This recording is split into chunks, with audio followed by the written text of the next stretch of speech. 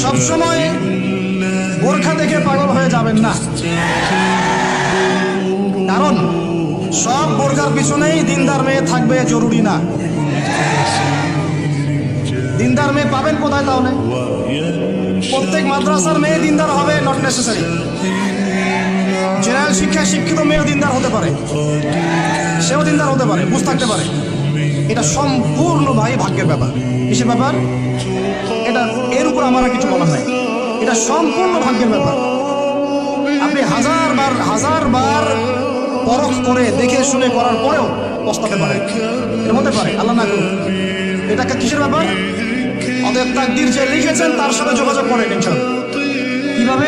ইস্তেখারের মাধ্যমে, কিভাবে নফল নামাজের মাধ্যমে, কিভাবে সেজদায়, কিভাবে হাত তুলে তাহাজ্জুদের দোয়া করবেন, রব্বানা হাব লানা মিন আজওয়াজিনা ওয়া যুররিয়াতিনা কুররাতা আয়ুন ওয়াজআলনা লিল মুত্তাকিনা ইমামা। এই দোয়া চলবে। অতএব এই ডিসিশনটাতে ভুল করা যাবে না। একবার যদি এই ডিসিশনে ভুল করেন সারা জীবন পস্তাতে হবে। আমরা কি মুসলিম পরিবারে জন্ম নেওয়ার মর্মটা বুঝতে পারছি ভাই? আচ্ছা, আরেকটা কথা বলি, দেখেন এই কথাটা একটু ভালো করে শোনেন, তারপরে আমি পরের অংশে আসি। এখানে আমার কিছু বলার আছে, তারপরে আমি শেষ করে দেবো। সময় আছে তো? আচ্ছা শোনেন, চাচা আবু তালেবের নাম শুনেছেন? কে ছিলেন? নবী সাল্লাল্লাহু আলাইহি ওয়াসাল্লামের, একটু বুঝাই, নবী সাল্লাল্লাহু আলাইহি ওয়াসাল্লামের জন্মের আগেই তার বাবা চলে যান। এতিম মুহাম্মদ সাল্লাল্লাহু আলাইহি ওয়াসাল্লাম।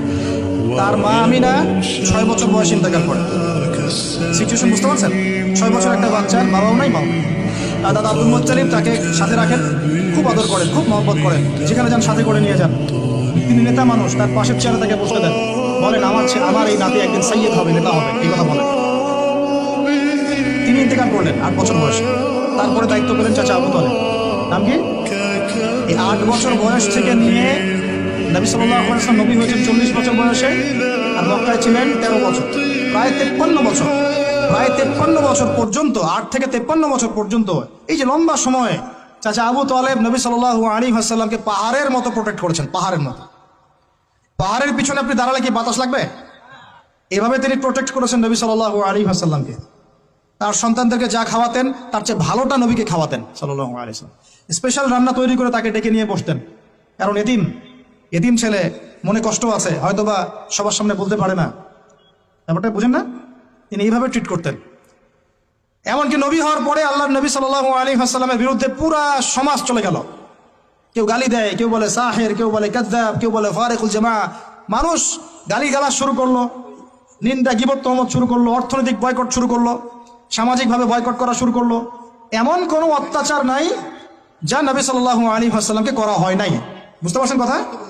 এইরকম একটা সিচুয়েশনেও চাচা আবু তালেব তিনি বলছেন, তারা তোমার দিকে আসতে পারবে না দলে দলে যতদিন আমি আবু তালেব দাফন হচ্ছি না মাটির তলে। কথা বুঝতে পারছেন? তারা তোমার দিকে আসতে পারবে না দলে দলে যতদিন আমি আবু তালেব দাফন হচ্ছি না মাটির তলে। এইরকম মানুষ চাচা আবু তালেব।